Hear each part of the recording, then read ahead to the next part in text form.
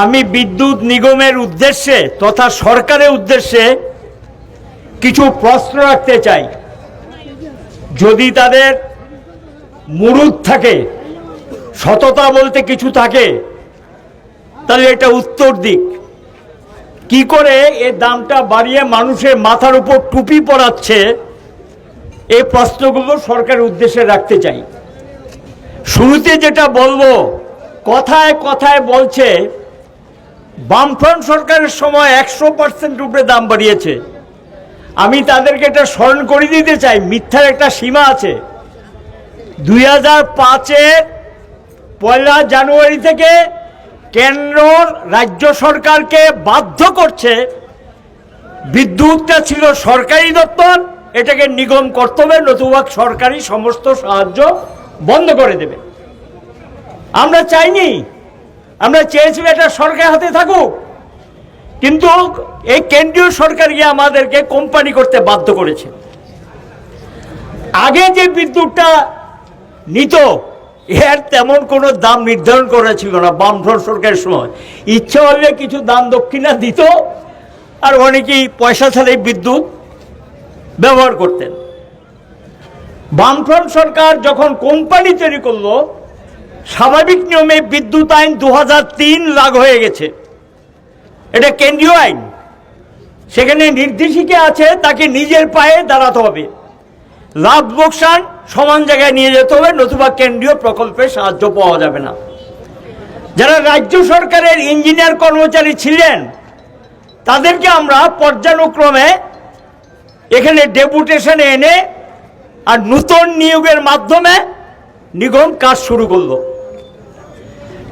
2018 সাল পর্যন্ত, মার্চ মাস পর্যন্ত বিদ্যুতের গড় দাম সব খরচপাতি মিটিয়ে গড়, ইন্ডাস্ট্রিতে বেশি, কমার্শিয়াল মানে বাণিজ্যিক ক্ষেত্রে একটু বেশি, গরিব মানুষের জন্য 1.5 টাকা 2 টাকা 2.5 টাকা এই ছিল দাম।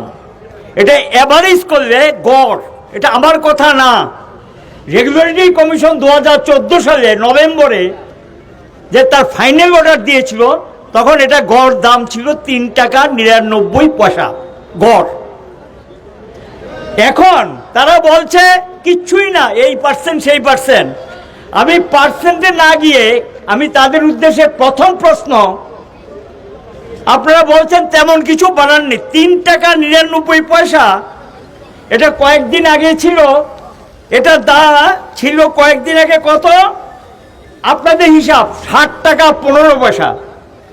সেই দিন আবার এটা হঠাৎ করে গ্যাসের দামের নাম করে আরো 77 পয়সা পার ইউনিট, প্রতি ইউনিটে বাড়িয়ে দিয়েছেন।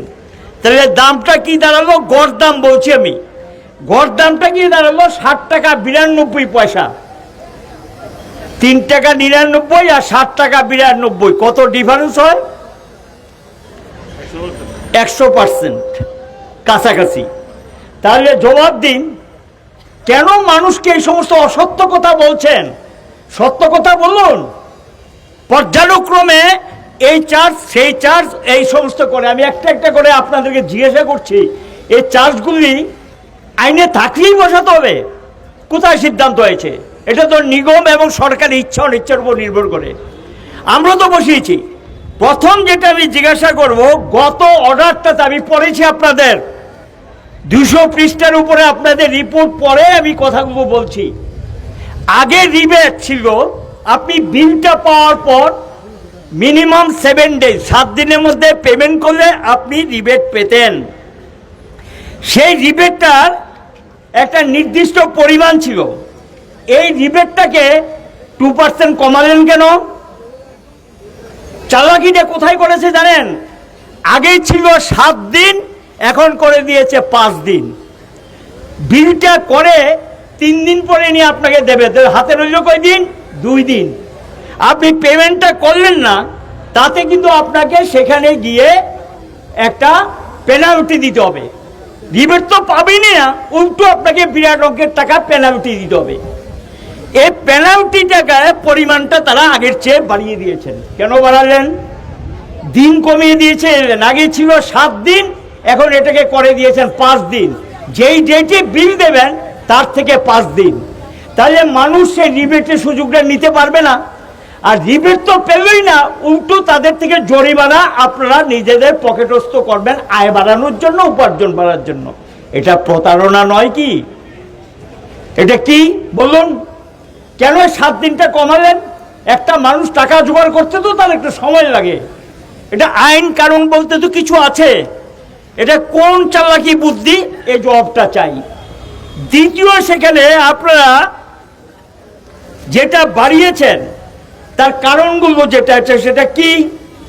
এটা হলো গিয়ে প্রথম 7% তারপরে 7.15, 2 দফায় মানলাম, কিন্তু এইটাই সবটা মিলে কিন্তু ওইটা হয় না। তাহলে বাকি যেটা একটা হলো গিয়ে ডিউটি চার্জ, দেখবেন বিলের মধ্যে লেখা আছে ডিউটি চার্জ। এটা কি? এটা তো বামের আমলে ছিল না, 2018 মার্চ পর্যন্ত ছিল না। এটা কি জানেন? এটা হলো রাজ্য সরকারের আদায়, তোলাবাজি। সোজা কথা, এটা রাজ্য সরকারের তোলাবাজি। এই টাকা কিন্তু নিগম পাবে না। নিগম তুলে এই যে 5%, টোটাল বিলের উপর 5% টাকা আপনি দেবেন ডিউটি চার্জ। এই ডিউটি চার্জ মানে শুল্ক। এটা, এই টাকাটা রাজ্য সরকারের কোষাগারে গিয়ে জমা পড়বে। কার টাকা? এই আমজনতা, গ্রাহকরা যে টাকা দিচ্ছেন সেই টাকা গিয়ে রাজ্য সরকারের কোষাগারে জমা পড়বে। এটা কি? আমি তো বিদ্যুৎ যা কিনেছি, যা দাম, সেই দাম দেব। তাহলে আমি কেন অতিরিক্ত রাজ্য সরকারকে 5% দেব? কারণ এই যে বিদ্যুতের যে দামটা নির্ধারণ হয়, প্রতিটা ক্ষেত্রে যে ম্যাটেরিয়াল কস্ট থেকে সব ক্ষেত্রে যে ট্যাক্স কিন্তু আপনারা পেমেন্ট করছেন, সেই ট্যাক্সটা ধরেই কিন্তু বিদ্যুতের দাম নির্ধারিত হয়েছে। তাহলে এইটাই, এই যে নির্ধারিত ট্যাক্স কিন্তু গ্রাহকের উপর গিয়ে পড়ছে। আপনারা যে ট্যাক্সটা দিচ্ছেন সেই গ্রাহকের উপরে গিয়ে পড়ছে। তাহলে এরপরে আবার আরেকটা ট্যাক্স কেন রাজ্য সরকারে, যেটা বামের আমলে তো ছিল না, 2018 মার্চ পর্যন্ত ছিল না। এই সুদ দেখবেন এটার মধ্যে, বিলের মধ্যে ধরা আছে। মিটারের চার্জ একটা ছিল, এবং সেই মিটার এখন রেন্টও বাড়িয়ে দিয়েছেন আপনারা। এইভাবে পর্যায়ক্রমে, এবং সবচেয়ে বড় ভয়ঙ্কর যেটা, দাম নির্ধারণ করার ক্ষেত্রে আপনারা যে ব্যালেন্স শিট দাখিল করেন, এখানে গিয়ে সারা বছরে ব্যয় এবং যেই খরচপাতি করেছেন তার উপরে দাম নির্ধারিত হয়।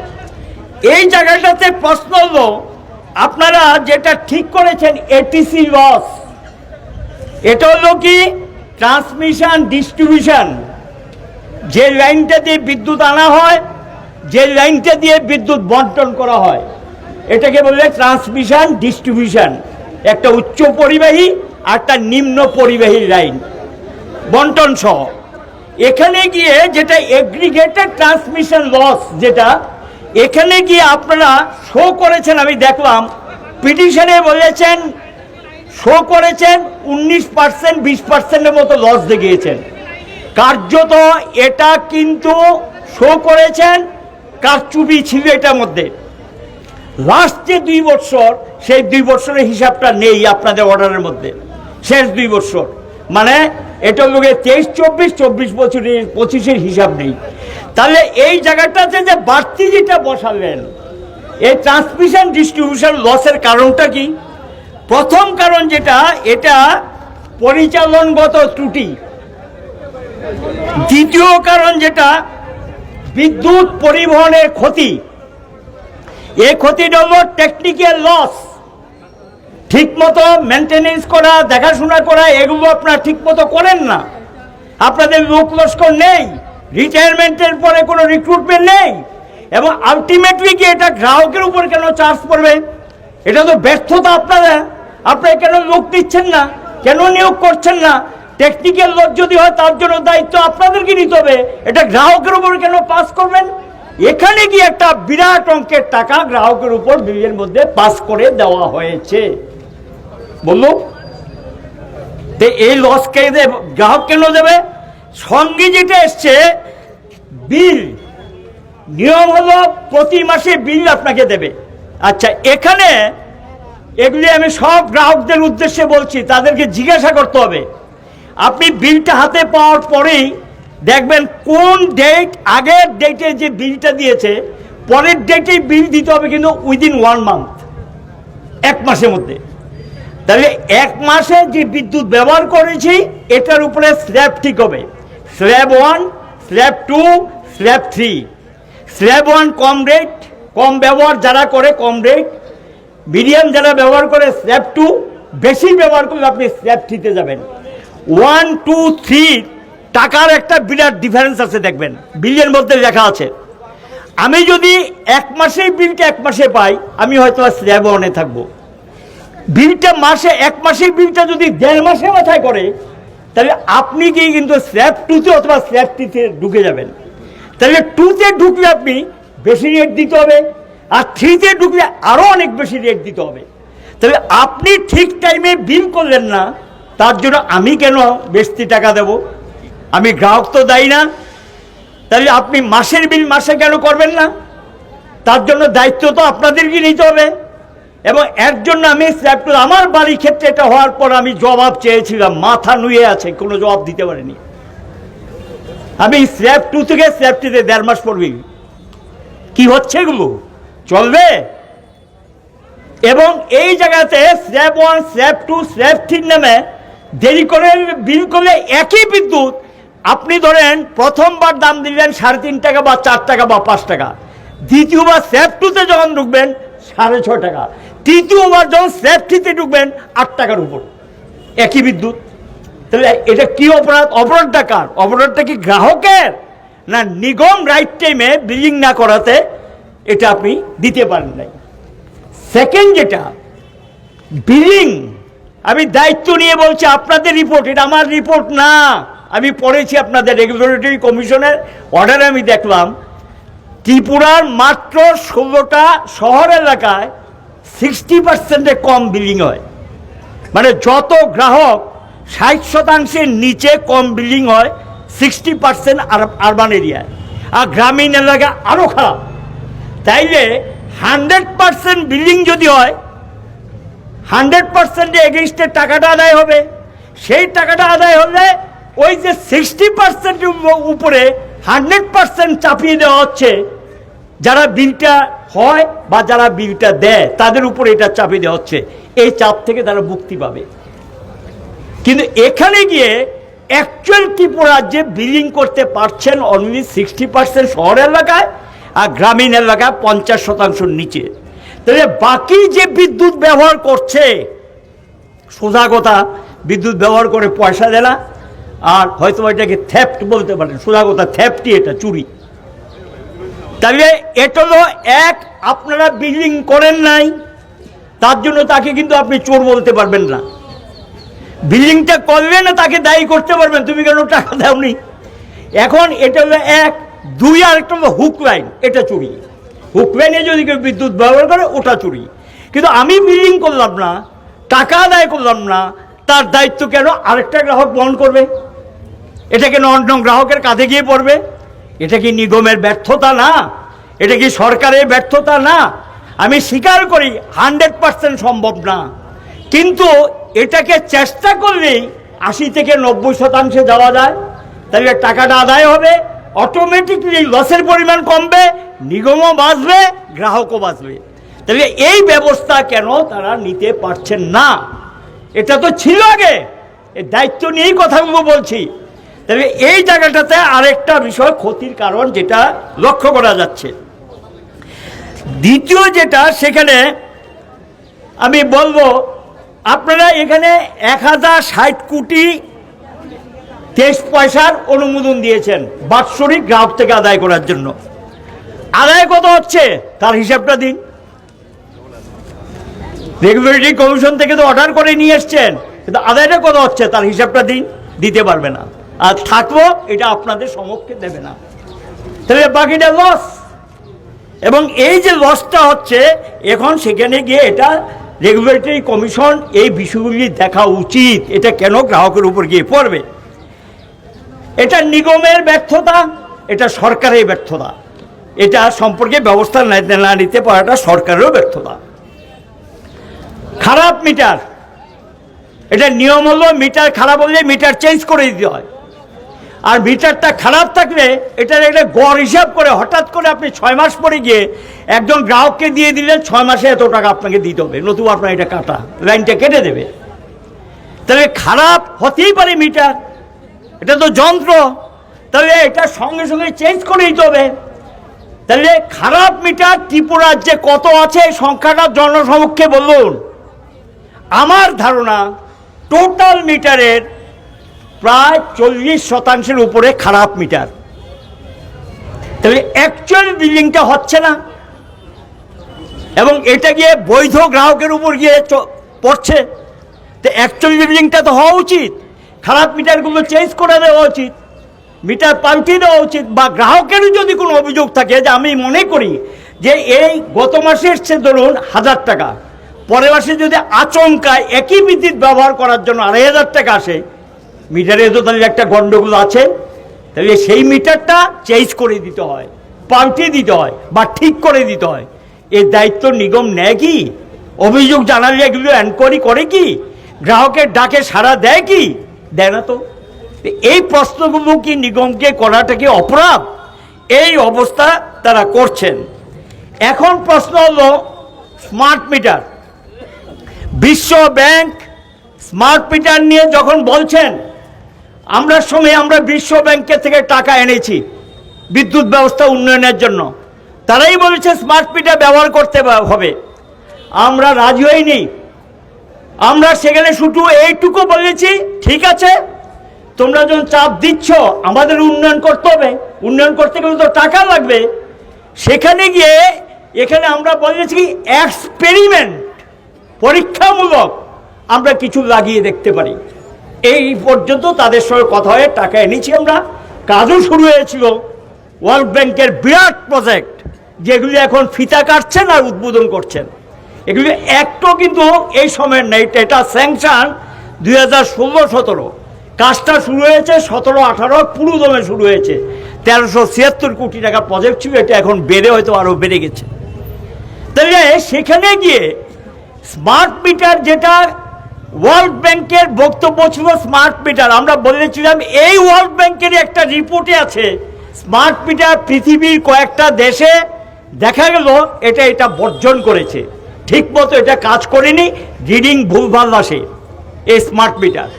আমরা তাহলে এই স্মার্ট মিটার নিয়ে সারা ভারতবর্ষে আন্দোলন চলছে। এই যে গত পরশু দিন যে স্ট্রাইক হয়েছে, আপনারা জানেন কি না? এখানে না ভয়ে ধর্মঘটে যেতে পারছে না, তাদের মনও ধর্মঘটের পক্ষে। দুর্দান্ত ধর্মঘট হয়েছে ইলেকট্রিসিটির, 2 লক্ষ ইঞ্জিনিয়ার এবং কর্মচারী বিদ্যুৎ ক্ষেত্রে টোটাল স্ট্রাইক করে কোনো রাজ্যের বিদ্যুৎ ব্যবস্থাকে বিপর্যস্ত করে দিয়েছে। তাদের মেইন ডিমান্ড হলো বেসরকারীকরণ করা যাবে না, স্মার্ট মিটার বাতিল করতে হবে। তাহলে যেই ইঞ্জিনিয়াররা এই স্মার্ট মিটারের বিরুদ্ধে ধর্মঘটে যায়, সেখানে কেউ ব্যাখ্যা দিয়ে বলছেন স্মার্ট মিটার ভালো। যদি ভালো যারা বলছেন, পশ্চিমবাংলায় তো বিজেপি নেই সরকারে, এখানে কে? তৃণমূলের সরকার। তারা স্মার্ট মিটার বসাতে গিয়েছে, বাংলার মানুষ এটাকে তাড়িয়ে দিয়েছেন। বিজেপিও এই আন্দোলনে সামিল হয়েছেন, স্মার্ট মিটার বসানো যাবে না। প্রকাশ্যে বিজেপির যিনি সভাপতি কেন্দ্রের মন্ত্রী ছিলেন, কয়েকদিন আগের কথা আমি বলছি, সুশান্ত মজুমদার, বিজেপির সভাপতি, তিনি সর্বভারতীয় নেতা, কেন্দ্রেরও মন্ত্রী, তিনি তো বলেছেন স্মার্ট মিটার লাগানো যাবে না, এটা কারচুপি হয়, এটা বাতিল করো।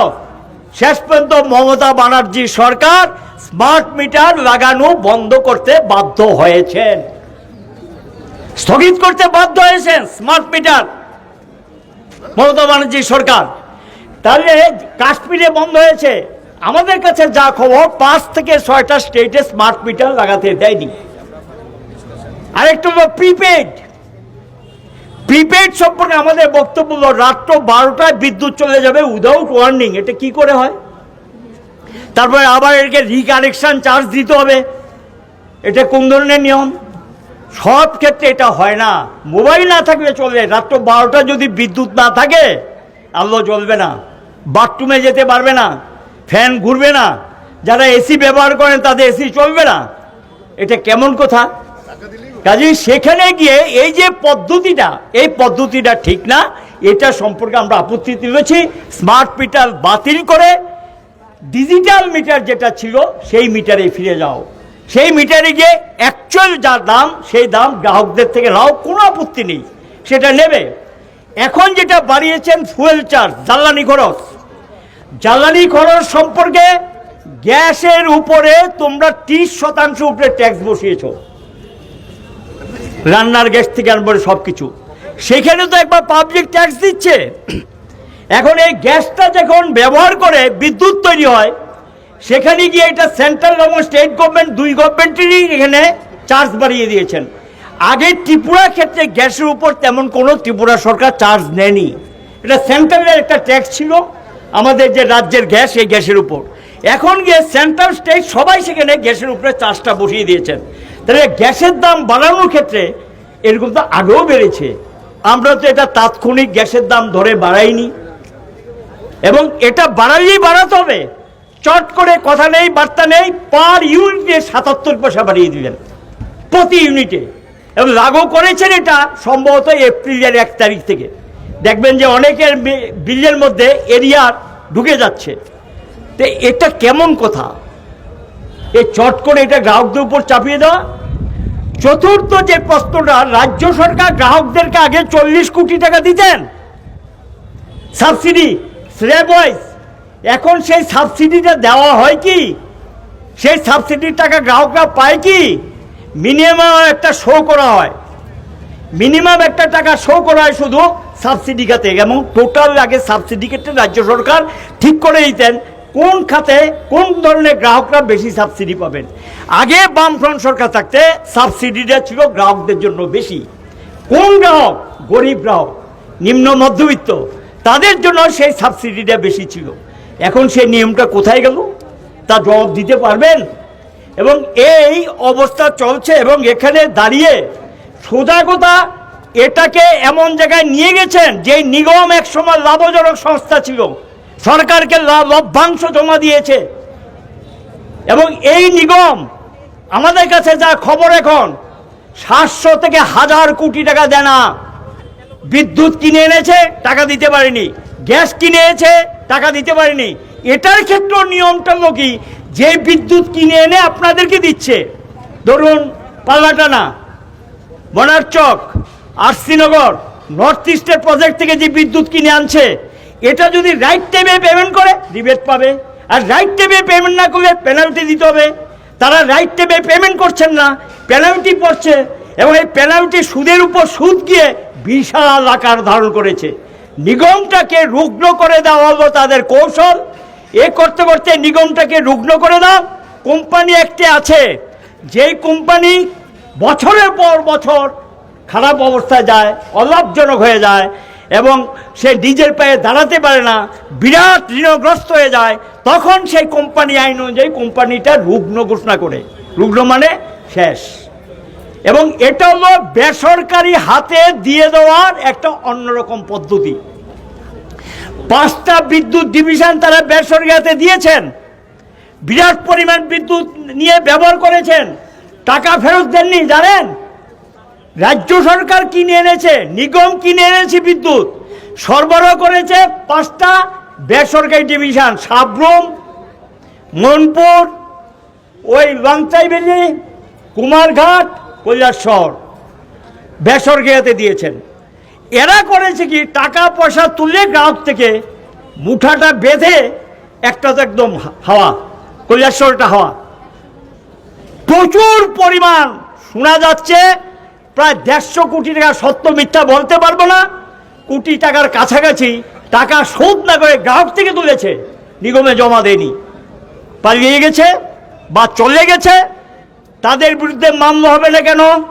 এই সংস্থাকে গ্রেপ্তার করা হবে না কেন? তাদের সম্পত্তি ক্রোক করা হবে না কেন?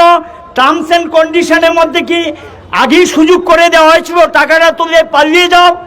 এবং এর পেছনে কোনো গোপন রহস্য আছে কিনা, তাদের কি লেনদেনে কোনো ব্যাপার সেবার আছে কিনা, তাদের কি এই জবাব দিতে হবে। এই জবাব তো তাদেরকে দিতে হবে। 5টাই দেখা যাচ্ছে ফেল করেছে, ঠিকমতো পরিষেবা দিতে পারছে না। এই কারণে আমরা বেসরকারীকরণের তীব্র বিরোধী। আর এটা সরকারি অ্যাসেটটা তো বেসরকারি না, রাজ্যের জনগণের টাকায় তৈরি করা সম্পদ। এই নিগমের যে সম্পদ, এটা রাজ্যের মানুষের টাকায় তৈরি করা সম্পদ। এটা বেসরকারি হাতে দেওয়ার কোনো প্রশ্ন নেই। আজকে তারা ধীরে ধীরে বেসরকারিকরণের দিকে যাচ্ছে। লাস্ট আমি যেটা বলবো, বিপদাপন্ন করে তুলেছে তারা। খবর রাখেন কি, ত্রিপুরা সরকার রাজ্যের জনগণের টাকায় বড়মুড়া বিদ্যুৎ কেন্দ্র তৈরি হয়েছে। এখান থেকে 2টা টারবাইন থেকে আমরা 40 মেগাওয়াট বিদ্যুৎ পেতাম, 2টাই মুখ থুবড়ে পড়েছে, মেনটেনেন্সের অভাবে বন্ধ হয়ে গেছে। আমাদের নিজস্ব প্রজেক্ট ত্রিপুরার। দ্বিতীয় প্রজেক্ট রুখিয়া, এখান থেকে গড়ে প্রতিদিন 60 মেগাওয়াট বিদ্যুৎ উৎপাদন হতো বামের আমলে, এখন এখানে 20 মেগাওয়াট পাওয়া যায়, বাকিগুলো সব বন্ধ। থার্ড ইউনিট ত্রিপুরা সরকারের ডম্বুর, এখান থেকেও শুনেছি বিদ্যুৎ উৎপাদন হয় না, মানে রাজ্য সরকার 0, 20 মেগাওয়াট মাত্র। সবটা এখন সেন্ট্রাল গভর্নমেন্টের যে প্রজেক্ট, বেসরকারি প্রজেক্টের উপর নির্ভর করছে। আপনাদের ভাগ্য, বেসরকারি প্রজেক্টে কাজ কি, দাম বাড়াও দাম বাড়াও, আপনি শেষে বেশি দামে বিদ্যুৎ কিনে এটাও আপনার ওই বিলের মধ্যে ঢুকে যাবে। কেনাটা যদি বেশি দামে হয়, বিক্রিটা বেশি দামে হবে, স্বাভাবিক নিয়ম এটা। সেখানে গিয়ে এইটাকে রুগ্ন করে আমাদের রাজ্যের নিজের সম্পদকে ধ্বংস করে দিচ্ছে, ধ্বংসের কিনারে নিয়ে গেছে রাজ্যের সম্পদকে। নিগম এই জবাব জনগণকে দিতে হবে। আমাদের প্রজেক্ট তৈরি করা ছিল, আজকে 7-8 বছর ধরে শুনছি এটাকে উন্নত করা হবে, রুখিয়া উন্নত হবে, বড়মুড়া উন্নত হবে। এখান থেকে শুধু এই যে উপর যে হিটটা উঠে, আপনারা গিয়েছেন দেখেছেন রুখিয়া বড়মুড়াতে, দেখবেন উপরে একটা হিট উঠে। এই হিটটা থেকে নতুন টেকনোলজি যেটা, সেই টেকনোলজিতে হিটটাকে দিয়ে নতুন গ্যাস লাগবে না, ওই হিটটাকে দিয়ে আরও প্রায় 50% বিদ্যুৎ উৎপাদন করা যায়। শুধু টারবাইনটা বসাতে হবে, ফুয়েল কোনো খরচ নাই, এটা কম দামে পাওয়া যায় বিদ্যুৎটা। তাতে গিয়ে গ্রাহকরা এই সুবিধা ভোগ করতে পারে। যেটা হয়েছে রামচন্দ্রনগরে সেন্ট্রাল গভর্নমেন্ট করেছেন, পাল্লাটানা করেছেন, ওই এদিকে ওই সোনামুড়া মনারচক নিপকো করেছে। তাহলে রাজ্য সরকারের এই প্রজেক্টগুলো, এগুলি বামফ্রন্ট সরকার সব প্রজেক্ট পাঠানো হয়েছিল স্যাংশন, কেন গত 7 বছরের উপর এই প্রজেক্টের কাজ শুরু হলো না? কেন প্রজেক্টগুলো বন্ধ হয়ে গেছে? আসলে চাইছে না। রাজ্যের প্রজেক্টগুলো বন্ধ হয়ে গেলে ওই আদানি আম্বানির মতো কোম্পানির এখন বিদ্যুৎ ক্ষেত্র দখল করে নিচ্ছে, সমস্ত সরকারি কোম্পানিগুলো হাতিয়ে নিচ্ছে।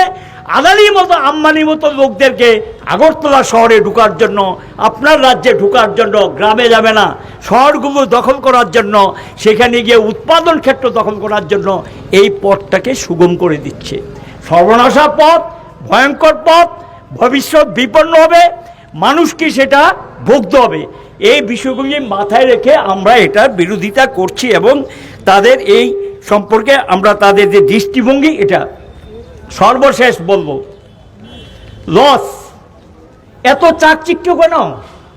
বিজ্ঞাপন হেন তেন, বামফ্রন্ট সরকার তো ছিল, কয়টা বিজ্ঞাপন দিয়েছে? নিগমের খাওয়ার বহর, অন্যান্য খরচের বহর, চাকচিক্যের বহর অস্বাভাবিক বেড়ে গেছে। খাই মেটে না, খাই মেটে না, এমন অবস্থা। তো এই যে টাকাটা খরচ হয়, এটা কিন্তু গ্রাহকের উপরে গিয়ে পড়ে। 1 কাপ চাও যদি, আমি জানি না আজকে প্রতিনিধি দলকে নিশ্চয়ই খাওয়ায়নি, এবং আচ্ছা, এবং এর গিয়ে দায়িত্বজ্ঞানীরা শুনলাম কথাই বলেনি। ভয়, কাপুরুষ, কাপুরুষ মানুষের সামনে দাঁড়াতে ভয় পায়, জবাব নেই তো, উত্তর দিতে পারবে না তো, ভয় পায়। এই সাহস কি করে নিগমের হয়? এটা সরকার দায়ী। মানুষ আসবে, আগেও তো মানুষ আসতো, গেলে বামের আমল আসতো, ওই 2% 3% বাড়ালে মিছিল করে আসতো বিরোধী দল, বসতেন, নির্দেশ ছিল যারাই আসে বসতে হবে, কথা বলো, তোমরা তোমাদের যুক্তি দাও, মানুষের যদি কোনো যুক্তি থাকে সেটার থেকে শিক্ষা নিয়ে শিখতে হবে, ভুলটা শোধরাতে হবে। এটা কি এই চলছে? কাজে এই অরাজকতার রাজত্ব দেশটাকেও ধ্বংস করছে, রাজ্যটাকেও ধ্বংস করছে, বিদ্যুতের নামে যে রাজ্যটাকে ধ্বংসের কিনারে নিয়ে যাচ্ছে, এটা শুধু একটা মিছিল করে বাঁচাতে পারবেন না। প্রচারে নিয়ে যান, স্মার্ট মিটার বয়কট করুন, আওয়াজ তুলুন যে স্মার্ট মিটার লাগাতে দেব না। এবং গোটা ভারতবর্ষে আন্দোলন ছড়িয়ে গেছে এবং বিদ্যুৎ ক্ষেত্রকে রক্ষা করার জন্য আগামী মাসে বা এই মাসের শেষার্ধে আলোচনা চলছে দিল্লিতে। সারা দেশে প্রথম ওয়ান ডে স্ট্রাইক, তারপরে লাগাতার ধর্মঘট।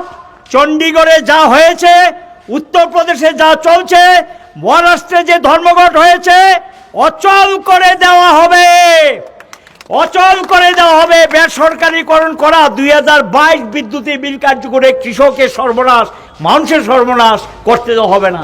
কৃষকরা তো আপনার এই যে নতুন যেটা করেছে কৃষকদের একদম লাটে বসিয়ে দেবে। আলাদা লাইন, নতুন যে অর্ডার বেরিয়েছে সে অর্ডারে পরিষ্কার নির্দেশ কি, কৃষকের জন্য আলাদা লাইন করবে, আলাদা রেট, আলাদা লাইন। শুনতে খুব ভালো লাগবে। প্র্যাকটিক্যালি কী হবে, কৃষককে দেবে ওই রাত্র 12টা 1টার সময় অর্থাৎ 2 ঘন্টা লাগিয়ে বিদ্যুৎ নাও, এবার ঘুম নষ্ট, যান মেশিন চালান, জল নেন, এই সিস্টেমে যাচ্ছে। টোটাল সিস্টেমটাকে চেঞ্জ করে মুদি আদানি আম্বানিদের হাতে সমস্ত অ্যাসেট তুলে দিচ্ছে। যে এটা কতটুকু আটকাতে পারে নির্ভর করে আন্দোলনের উপরে। তবে আন্দোলন পারবে। শ্রমিক কৃষকের আন্দোলন যেই জায়গায় যাচ্ছে, কালকে ভারতবর্ষে হিসাব, গত ধর্মঘটে 20 কোটি লোক পরোক্ষ প্রত্যক্ষভাবে অংশ নিয়েছে। গতকালের যে 10টা ট্রেড ইউনিয়নের যে স্টেটমেন্ট বেরিয়েছে, হিসাব দিয়ে দিয়েছে একদম স্টেট ওয়াইজ, ইন্ডাস্ট্রি ওয়াইজ হিসাব। 25 কোটি লোক কালকে ধর্মঘটে প্রত্যক্ষ এবং পরোক্ষভাবে অংশ নিয়েছে। এটা আমার মনে হয় পৃথিবীর মধ্যে অন্যতম একটা রেকর্ড, যে 25 কোটি লোক একটা আন্দোলনে প্রত্যক্ষ এবং পরোক্ষভাবে অংশ নিয়েছে। এটা হলো হুঁশিয়ারি, মহড়া। যদি চেঞ্জ না হয়, ভবিষ্যতে চেঞ্জ করার জন্য আরও দুর্বার আন্দোলন গড়ে তুলতে হবে। এই কথাগুলো বলে আপনাদেরকে আরও দুর্বার আন্দোলন আহ্বান জানিয়ে রাজ্যের জনগণকে দলমত নির্বিশেষে যেই দল করেন, যাই খুশি করেন, আপত্তি নেই, কিন্তু এটা একটা অত্যাবশ্যকীয় ক্ষেত্র। দাম যখন বাড়ে বিজিবি করেন, রেহাই পাবেন না, মাথা করেন, রেহাই পাবেন না, বেশি দাম আপনাকেও দিতে হবে। লোডশেডিং যখন হয়, খালি সিপিএমের বাড়িতে লোডশেডিং হয় না, আপনাদের বাড়িতে লোডশেডিং হয়। এটা তো ছিল না, এই অবস্থা তো ছিল না। লোডশেডিং তো মুক্ত হয়ে গিয়েছিল। বাংলাদেশে বিদ্যুৎ বিক্রি করতাম আমরা 160 মেগাওয়াট, এটা শুনেছি এখন 70-60 এই মেগাওয়াটে এসে দাঁড়িয়েছে। জানি না কি ব্যাপার সেবা, তারাই বলতে পারবেন কোথায় নিয়ে দাঁড়াবে। এর থেকে লাভ আসতো মাসে 8 থেকে 10 কোটি টাকা। এই টাকা কিন্তু আপনারা পেতেন। এটা গ্রাহকদের ক্ষেত্রে টাকাটা জমা পড়তো, কারণ আপনি গ্রাহক হিসেবে যেমন বিক্রি করছে, বাংলাদেশেও তো এটা কিনে নিয়ে যাচ্ছে। এখান থেকে লাভের টাকা, লসটা কমতো। আর আজকে এটা ধীরে ধীরে কমে গেছে। তাহলে ব্যালেন্স শিটের অবস্থা খারাপ হবে। প্রসঙ্গ ক্রমে এগুলো বললাম। সকলকে যারা আজকে অংশ নিয়েছেন ধন্যবাদ জানাচ্ছি। বড় ধরনের সংলাপের জন্য প্রস্তুত হওয়ার জন্য আবেদন রাখছি। ধন্যবাদ।